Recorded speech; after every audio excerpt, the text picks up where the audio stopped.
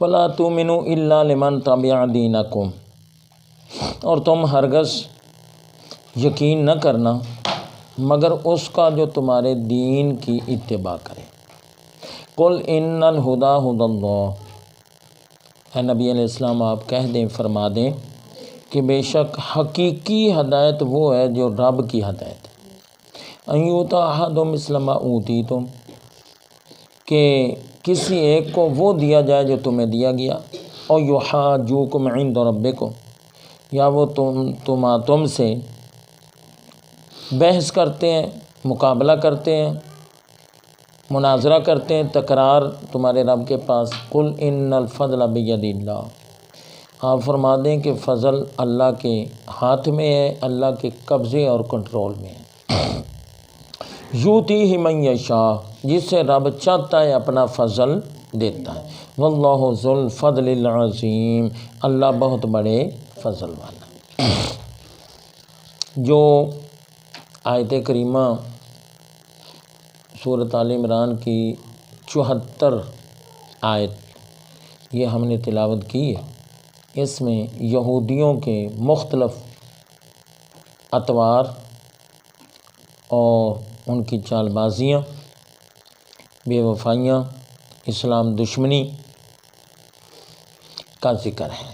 چنانچہ شروع میں وَلَا تُؤْمِنُوا إِلَّا لِمَنْ تَبِعَ دِينَكُمْ، آپس میں یہودی کہنے لگے ہرگز ہرگز کسی کی بات نہ ماننا، نہ یقین کرنا، اور نہ ہی اعتماد کرنا۔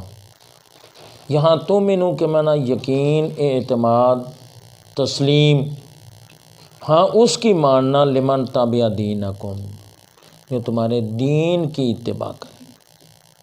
جو یہودی ہے نا، دوسرے لفظوں میں میں اب کہہ رہا ہوں، یہودی سچا بھی جھوٹا بھی ہے نا، اس کو سچا سمجھنا، اور مسلمان سچا بھی ہے جھوٹا۔ مسلمان تمہارا پڑوسی بھی ہے، اس کو بگاڑنا سمجھنا، اور یہودی دور دراز کا رہنے والا ناواقف بھی ہے تو اس کو اپنا سمجھنا۔ اس کو کیا کہتے ہیں؟ یہ حق پرستی نہیں، یہ باطل پرستی ہے، یہ فکر پرستی ہے، نظریہ پرستی ہے۔ چاہیے یہ اپنا ہو، غیر ہو، جو حق پر ہے اس کی قدر کی جائے۔ تو قل ان الہدیٰ ھدی اللہ، اللہ تبارک و تعالیٰ نے فرمایا، نبی علیہ السلام آپ فرما دیں، ہدایت یہودیت میں نہیں، عیسائیت میں نہیں، شرک میں نہیں، کفر میں نہیں، بت پرستی میں نہیں۔ ہدایت ساری کی ساری وہ اللہ کی ہی ہدایت، حقیقت میں ہدایت ہے۔ رب کائنات کی ہدایت مستقل ہے، دائمی ہے۔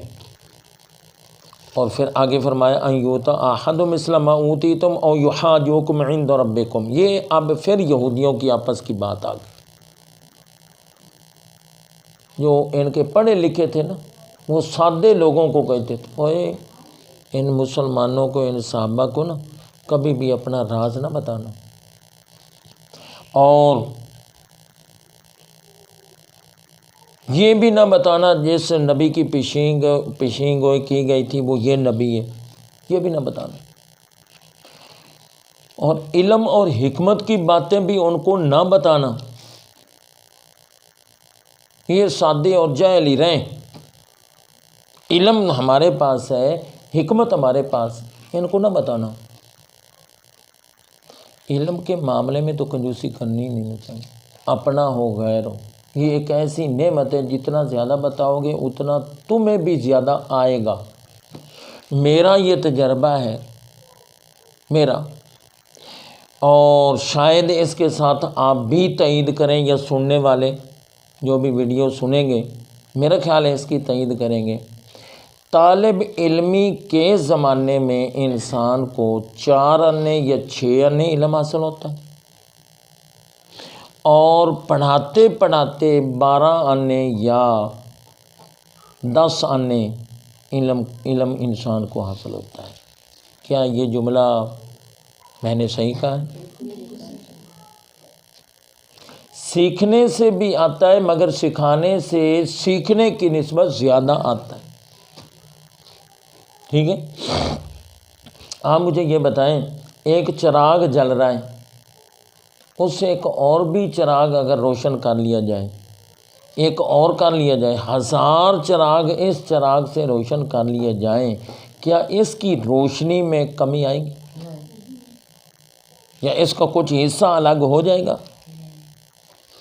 تو بیٹا یہ تو آگ ہے، مادی شے ہے، اور علم تو ایک نور ہے، ایک روحانی شے.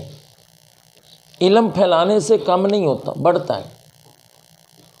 تو کہنے لگے کہ جو تمہیں دیا گیا ہے وہ ان کو نہ بتاؤ، یعنی علم، یا ایسی راز کی باتیں نہ بتاؤ کل قیامت کے دن یہ کہہ سکیں اللہ کے حضور یا اللہ یہ خود ہی تو کہتے تھے یہ سچا نبی اور ایمان بھی نہیں لائے، پھر کیا جواب دو گے؟ اب آگے اللہ فرماتا ہے قل ان الفضل بید اللہ یؤتیہ من یشاء، فضل اللہ کے اختیار میں ہے، ہاتھ میں ہے، اللہ جسے چاہتا ہے عطا فرماتا. اب آخر میں ایک بات کی وضاحت کر رہا ہوں، آپ نے توجہ سے سننی. ایک ہے شے وہبی اور ایک ہے کسبی. وہبی کو عطائی بھی کہتے ہیں، اور کسبی کو اپنی محنت اور اپنے طاقت سے حاصل کرنا. کسب کا معنی ہے کمانا. نبوت کیا ہے؟ یہ وہبی ہے. کیا ہے؟ وہبی اور عطائی.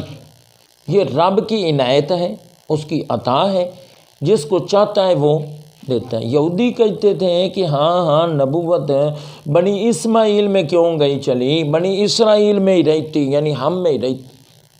اب نبوت دینے والا تو بندہ ہے ہی نہیں، وہ کون ہے؟ اللہ کی ذات. اور یہ کسبی بھی نہیں ہے.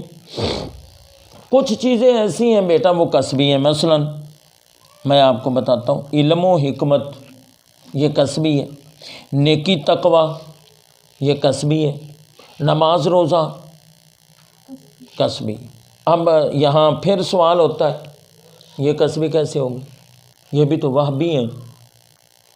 رب کی توفیق ہوتی ہے تو انسان نماز پڑھتا ہے نا، رب کی توفیق ہوتی ہے تو انسان علم حاصل کرتا ہے، تو یہ بھی تو وہبی ہو گئے نا. تو نہیں، ایک لحاظ سے حقیقت میں تو یہ وہبی ہیں مگر ظاہری اعتبار سے یہ کسبی ہے.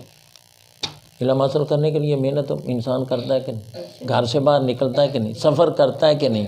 استاد کی جھڑکیں کھاتا ہے، کتابیں پڑھتا ہے، لکھتا ہے، تو یہ اس میں بندے کی محنت تو ہوگی. اسی طرح جب نماز پڑھتا تو گھر سے اٹھنا، پھر وضو کرنا، پھر چلنا، تو اس میں بھی کسب کو جو انسان کا ہو گیا. اسی طرح اللہ حاصل کیا. میں اس کی مثال یہ دیتا ہوں کہ بیماری سے شفا کون دیتا ہے؟ اللہ تعالیٰ.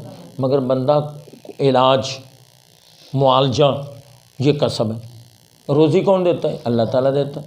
مگر انسان کوئی روزی کی خاطر کوئی دھندا کرتا ہے، کوئی دھندا کرتا ہے، تو یہ اس بندے کا اس میں کسب ہو گیا نا.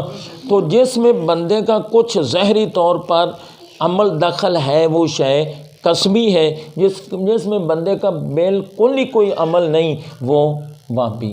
جتنے انبیاء گزرے ہیں کیا انہوں نے کہا تھا یا اللہ ہمیں نبوت دے، یا اللہ لاکھ روپیہ لے لے دے نبوت دے دے؟ نہیں، وہ محض اللہ کی عطا ہے، اور رب جسے چاہتا ہے اپنی عطا اور اپنا فضل اور اپنی رحمت عطا فرماتا ہے. نبوت کو رحمت بھی کہتے ہیں، فضل بھی کہتے ہیں. اللہ تعالی ہم سب کو قرآن پاک صحیح پڑھنے، سمجھنے اور عمل پیرا ہونے کی توفیق عطا فرمائے.